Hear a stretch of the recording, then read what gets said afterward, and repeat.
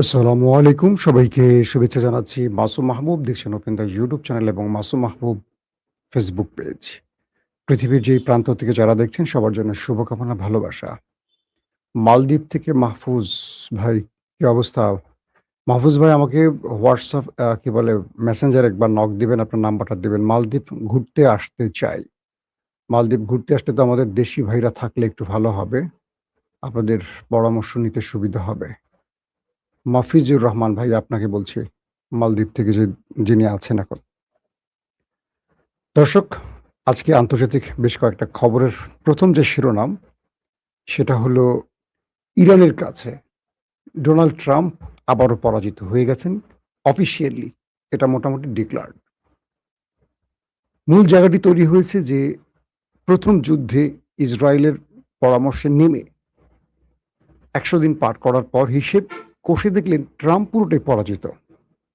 তারপর একটা দীর্ঘ কয়েকটা দিন গেল সিজফায়ার বা শান্তি আলোচনায়। তারপর আবার ১২ দিনের যুদ্ধ। এই ১২ দিনের যুদ্ধে আমেরিকা শুরুটা করেছিল এই বলে যে এবার ইরানকে একদম নিঃশেষ করে দেয়া হবে। আর কোনোভাবে ইরানকে সুযোগ দেয়া হবে না। ট্রাম্প কি বলেছিলেন? ইরানের সঙ্গে আলোচনাটার অর্থ হলো সময় অপচয়। আর কোনো আলোচনা তিনি করবেন না। সেই ট্রাম্প আবারও কাতার এবং পাকিস্তানের পা ধরে ইরানের সাথে আলোচনা করতে বসতে চান। তার মানে রেজাল্ট হয়ে গেছে। এটা কি বলবো আমরা? ১ গোলে না ৫ গোলে? ইরান জয়ী, ট্রাম্প শূন্য। আসেন আরো অনেকগুলো খবর থাকবে। সব মিলে আমি ধারাবাহিক কয়েকটা গুরুত্বপূর্ণ খবর দিই। লম্বা শিরোনাম আজকে না দেই। আ তেহরান বলছে, ইরান আরকি। ইরান বলছে যুদ্ধ কখন শেষ হবে? এটার সময় আমরা নির্ধারণ করব। আমেরিকা নয়। এই একটি জায়গায় আটকে গেছে আমাদের ট্রাম্প কাকু। ইরান বলছে যে ইসরায়েলের প্রভাবে শুরু হওয়া ৫ মাসের যুদ্ধের পর, মানে ইসরায়েলের প্ররোচনায় আমেরিকা যে যুদ্ধটি করল ৫ মাস যুদ্ধের পর, যুক্তরাষ্ট্র আটকে পড়েছে এবং হিমশিম খাচ্ছে এবং অনিবার্যভাবে এখন মূল্য দিতে শুরু করেছে। এটা হলো ইরানের বক্তব্য আমেরিকাকে নিয়ে। কি বলছে? যে আমেরিকা বারবারই ইসরায়েলের প্ররোচনায় যুদ্ধে নামছে, কিন্তু বারবারই যুদ্ধে আটকে পড়ছে চোরাবালিতে। তারপর আবারও দম নেয়ার জন্য একটা যুদ্ধবিরতি করে। তারপর যখন একটু দম ফিরে পায় আবার আসে, আবার মার খেয়ে আবার একই কাজ করে। ইরান বলছে এবার খুব সহজে তাদেরকে ছাড় দেব না এবং আমরা চাইলে যুদ্ধ বন্ধ করব না। তারা যেহেতু যুদ্ধ বারবার শুরু করছে, আমরা করছি না, তারা করছে। এবার শেষটা আমরা করব। তাদের ইচ্ছে যুদ্ধ বন্ধ হবে না, আমাদের ইচ্ছায় বন্ধ হবে। যুক্তরাষ্ট্র ইরানের বিরুদ্ধে গোলাবর্ষণ থেকে বিরত থাকায়, অর্থাৎ আমেরিকা ইরানের সাথে আর পেরে না ওঠায়, প্রচুর যুদ্ধাস্ত্র হারিয়ে, সামরিক অস্ত্র হারিয়ে, সেনা হারিয়ে অনেকটা অকেজো হয়ে পড়েছে মার্কিন সেন্টকম। আজকে মার্কিন সেন্টকম বলছে ট্রাম্পকে যে এই যুদ্ধটা আমাদেরকে আর কোনো বিজয়ের সম্ভাবনা দেখাচ্ছে না। গতকালকে আপনাদের বললাম মার্কিন চিফ অফ স্টাফ ডেইন কেনের বক্তব্যের কথা। আজকে যিনি সেন্টকম, সেন্ট্রাল কমান্ডের যিনি প্রধান, তিনি বলছেন এই হরমুজ অভিযান, মানে আমেরিকা যে হরমুজ অভিযানে এসছে, এই হরমুজ অভিযান আমাদের জন্য কোনো কিছু বয়ে আনবে না। পরাজয় ছাড়া আমাদের কিচ্ছু নেই। দুজন সামরিক বাহিনীর একদম টপ পোস্ট, একজন হলেন পুরো সামরিক বাহিনীর চিফ অফ স্টাফ ডেনকেন, আরেকজন এই যুদ্ধটা যিনি মূল পরিকল্পক সেন্টকমের বা সেন্ট্রাল কমান্ডের প্রধান, তিনি বলছেন যে হরমুজ প্রণালীর এই অভিযান আমাদের ব্যর্থতা বা পরাজয় ছাড়া কিছু না এবং এইখান থেকে আমাদের কোনো বিজয় বা লাভের কিছু নাই। এই দুটো বক্তব্যে স্পষ্ট হয়ে গেছে মার্কিন যুক্তরাষ্ট্রের প্রশাসন দুটো ভাগ হয়ে গেছে। একটি ইসরায়েলপন্থী, অন্যটি আমেরিকাপন্থী। আমেরিকাপন্থীতে কারা আছেন? সেনাবাহিনীর টপ কমান্ডাররা আছেন, ভাইস প্রেসিডেন্ট জেডি ভ্যান্স এবং একটা এস্টাবলিশমেন্টের গুরুত্বপূর্ণ কি বলবো গ্রুপ। ট্রাম্প এখন কোথায় যাবেন? ট্রাম্প বারবারই যুদ্ধ বন্ধের প্ল্যান করে আসেন, ইসরায়েল তাকে যুদ্ধে নামিয়ে দেন।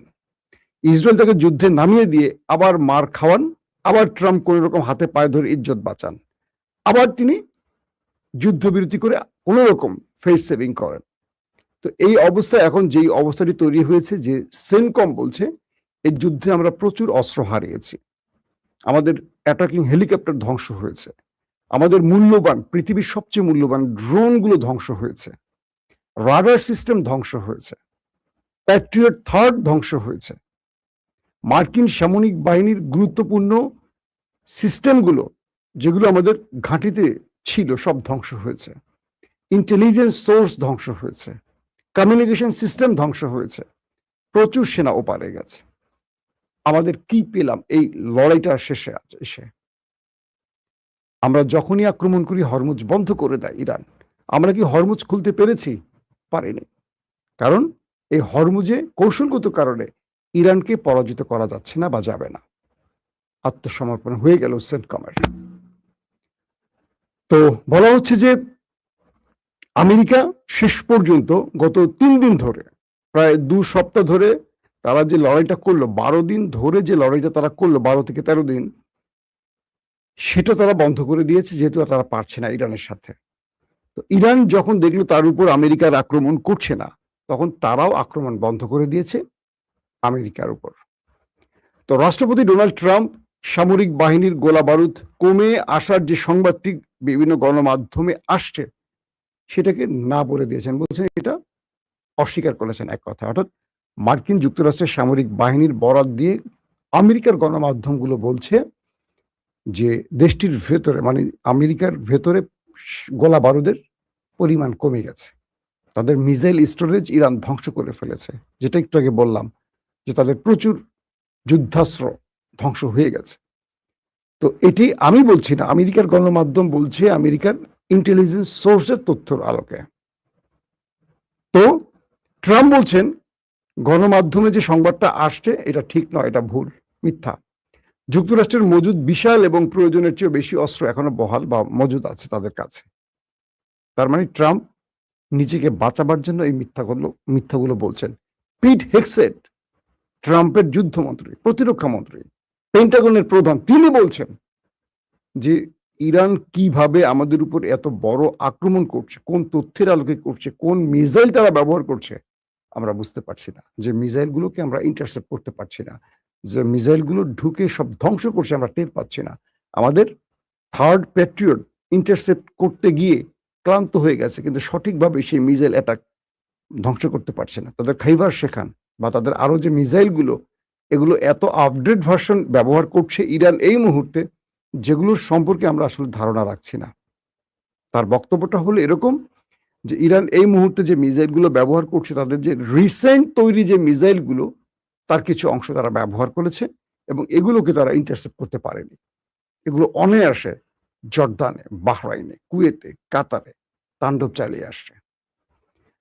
দর্শক, এই পরিস্থিতির মধ্যে ইসরায়েল আমেরিকা এই যুদ্ধ থেকে যেন ফিরে না আসে, এই বিষয়টি তিনি আবারও ইনশিওরের চেষ্টা করছেন। অর্থাৎ আবারও ট্রাম্পকে তিনি বোঝাচ্ছেন যে তিনি, মানে ইসরায়েল আবার ট্রাম্পের সাথে বৈঠকে বসতেছে এবং তার মূল টার্গেট আবার ওই যুদ্ধটা কন্টিনিউ করা। এবং তিনি বলছেন, নেতানিয়াহু, যে আমার সাথে ট্রাম্পের যে বৈঠকটি হতে যাচ্ছে, সেখানে মূল ব্যক্তি, মূল দেশ বা মূল আলোচনার কেন্দ্রটি হবে ইরান।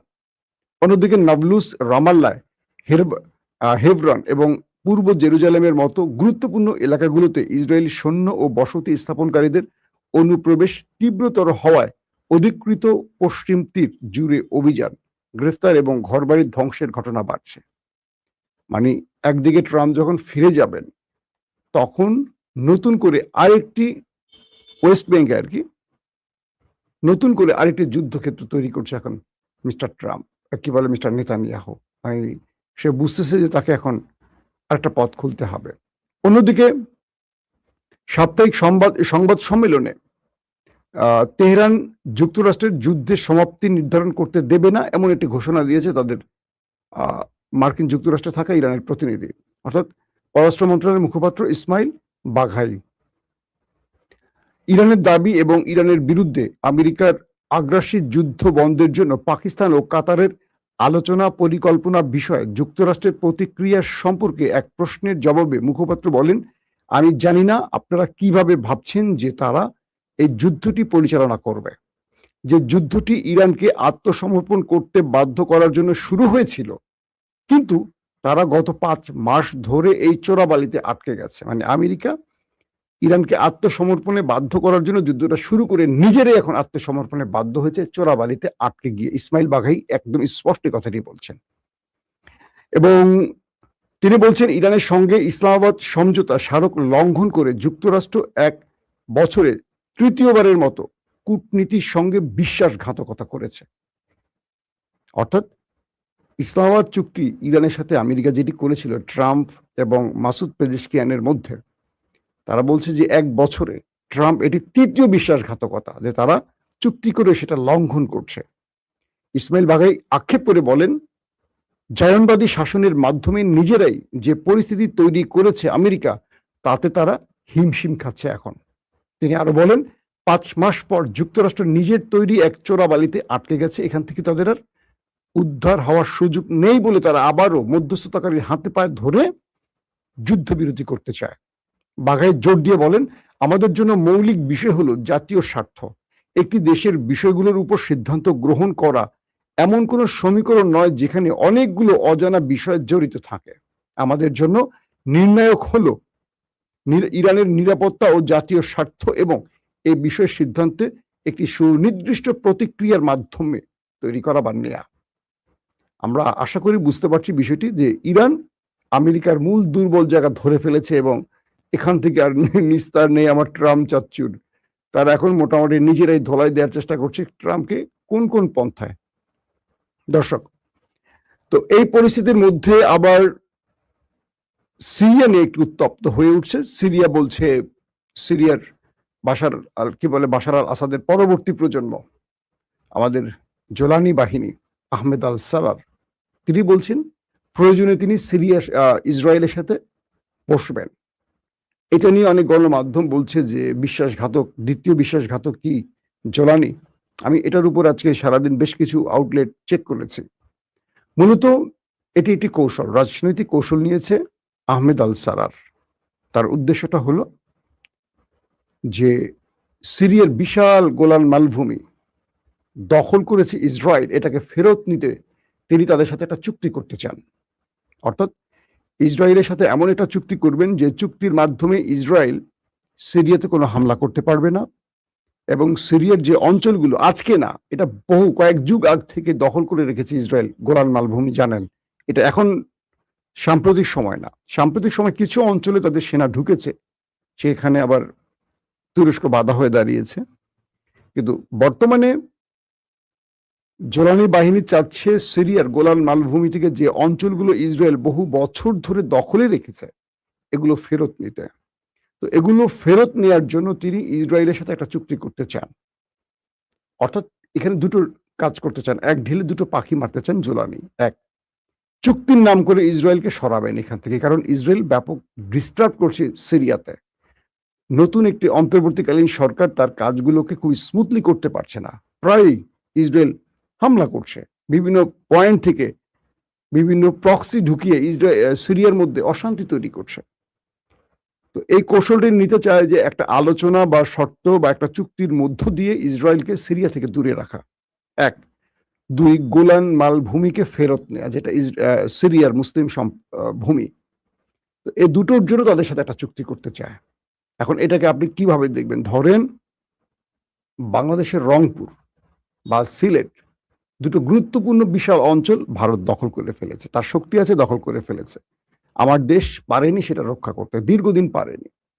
তো ধরেন শেখ মুজিবের সময় চলে গেল, জিয়াউর রহমানের সময় চলে গেল, বেগম জিয়ার সময় চলে গেল, আবারও হাসিনার সময় চলে গেল, কেউ এই ভূমিগুলো ফেরত নিতে পারেনি। তারেক রহমান ক্ষমতায় বসে চিন্তা করছেন যে ওদের সাথে শত্রুতা না করে যদি একটা আলোচনা করে এই অঞ্চলগুলো ফেরত নিতে পারি এবং ওরা আমার দেশের মধ্যে যেই ষড়যন্ত্র, এখান থেকে যদি ওরা সরে যেতে পারে একটা আলোচনার মধ্য দিয়ে, তাহলে দেশের ভূখণ্ড ফেরত এবং দেশের মধ্যে শান্তি শৃঙ্খলা ফিরিয়ে আনার একটা কাজ হতে পারে। ঠিক এই উদ্দেশ্যটা আহমেদ আল সারার। এই পর্যন্ত বিভিন্ন গণমাধ্যমের তথ্য এটুকু আমি বুঝতে পেরেছি। কারণ আহমেদ আল সারার কখনো ইসরায়েল পন্থী হতে পারে না। যারা বলছেন যে তিনি ইসরায়েল পন্থী, মার্কিন পন্থী, তারা ভুল। তিনি কোন পন্থী সেটা বুঝতে গেলে আপনাদেরকে একটু তুরস্কের তুরস্কের দিকে নজর রাখতে হবে। তুরস্ক কি চাইছে? মূলত সিরিয়া তাই চাচ্ছে যেটা এরদোয়ান চাইছে। আর এরদোয়ান কি চাইছে? সেটা হয়তো আপনারা অনেকে বোঝেন ইতিমধ্যে। তো দর্শক, আশা করছি যে সিরিয়াতে ইসরায়েল যদি চুক্তি করে এটা সিরিয়ার জন্য উপকার হবে। বাট এই চুক্তিটা কখনো বাহরাইন, জর্দানের মতো হবে না যে সিরিয়াতে ইসরায়েল বা ইসরায়েলি সেনা ঢুকে বা মোসাদ ঢুকে এখানে পুরো কবজা করবে, তাদের নিয়ন্ত্রণে রাষ্ট্র চলবে। এটার কোনো পসিবিলিটি নেই। কারণ এই সিরিয়াটা মোটামুটি তুরস্কের কন্ট্রোলে আছে। তুরস্ক তাদের স্বাধীন করে দিয়েছে সকল শত্রুকে পিটিয়ে। যেখানে তুরস্ক সেখানে সিরিয়া থাকবে না, সেখানে নেতানিয়াহু থাকবে না, যেখানে এরদোয়ান আছে। এটা মনে রাখতে হবে আপনাকে। আপনি কার তথ্য, কোন গণমাধ্যমের তথ্য দেখবেন আমি জানি না। মনে রাখবেন, যেখানে নরেন্দ্র মোদী সেখানে জামাত থাকতে পারে না। বিএনপি, আওয়ামী লীগ থাকতে পারে, কিন্তু জামাত থাকবে না। কারণ ভারতের প্রধান শত্রু হলো জামাত ইসলাম। ভারত জানে জামাত ইসলামের উদ্দেশ্য কি, আর বাকি রাজনৈতিক দলের উদ্দেশ্য কি সেটা ভারত ভালো করে জানে। তাই তাদেরকে 5 বছর পর অন্তর অন্তর ক্ষমতায় একজন একজনকে বসাবে, কিন্তু জামাতকে বসাবে না, ইসলামী দলগুলোকে বসাবে না। তো কি করে আহমেদ আল সারারের মতো একজন ইসলামপন্থীকে এই ইসরায়েল মেনে নেবে? তো এখন যে আহমেদ আল সারার, তিনি খুব পড়াশোনা করা একজন লোক, তিনি একটা রাজনৈতিক অসাধারণ চাল দিয়ে বর্ষতা স্বীকার করতে বাধ্য করা। আর ইসরায়েল যদি এই কাজে সিরিয়ার পাশে থাকে, আপনি মনে করবেন এই সিরিয়া আগামীতে ফিলিস্তিনের জন্য অনেক বড় যে লিখে রাখেন, যদি আমি বেঁচে থাকি তো ভালো, যদি না প্রমাণ পাবেন। কারণ সিরিয়া স্পষ্ট বলছে লেবাননের উপর সিরিয়ার হামলা, কি বলে, ইসরায়েলের হামলা তারা এটা মেনে নিতে পারে না, বা নিতে পারবে না, বা নেবে না। মানে লেবাননের উপর যে ইসরায়েল হামলাগুলো করছে এটা মানবে না সিরিয়া, আহমেদ আল সারার। তো তুরস্কের একটা অসাধারণ, মূলত জোলানি ইসরায়েলের সাথে এই খেলাটা মারছে, বা এই খেলা, এটা সৌদি আরবের আভরাম অ্যাকর্ডের সিগনেচার নয়, এটা হলো রাষ্ট্রের ভূখণ্ড পাওয়ার একটা কৌশল। এমনটি বিভিন্ন গণমাধ্যম বা রাজনৈতিক বিশ্লেষকরা দাবি করছেন। দর্শক, এখনকার মতো বিদায় নিচ্ছি। ইনশাআল্লাহ আজ রাতে আপডেট খবর নিয়ে হাজির হওয়ার চেষ্টা করব। সে পর্যন্ত প্রত্যেকে ভালো থাকবেন। আল্লাহ হাফেজ।